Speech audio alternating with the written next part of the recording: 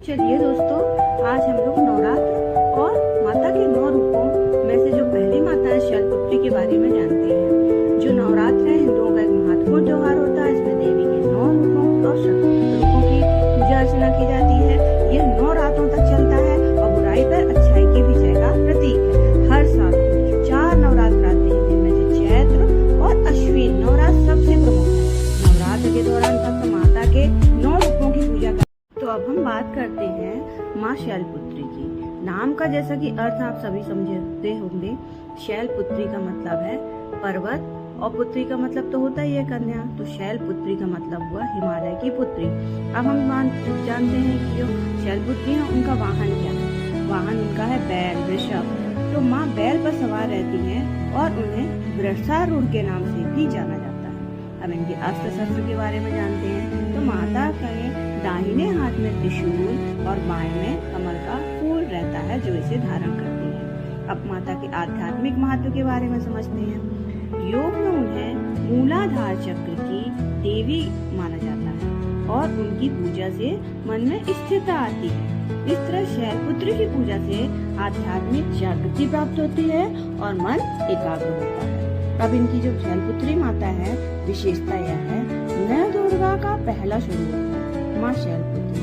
उनकी आराधना से, साधना से मन में स्थिरता, शांति, समृद्धि और उन्नति का आशीर्वाद प्राप्त होता है।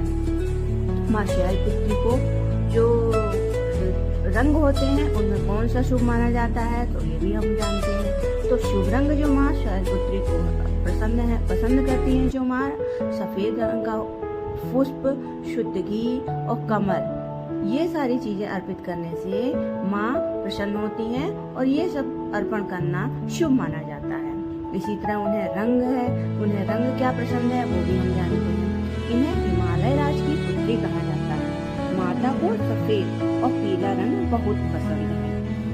अब भोग की बात करते हैं कि हमारी जो शैलपुत्री माता है उनको हम भोग में क्या अर्पण करें। उनका प्रिय जो भोग है वो क्या होगा।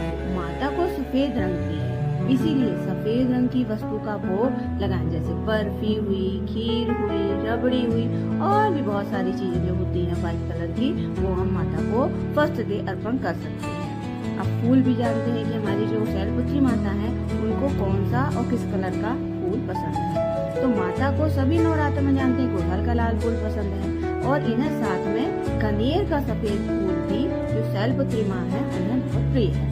इन्हें पूजा में शामिल करने से बहुत शुभ फल मिलता है और माँ प्रसन्न रहती है।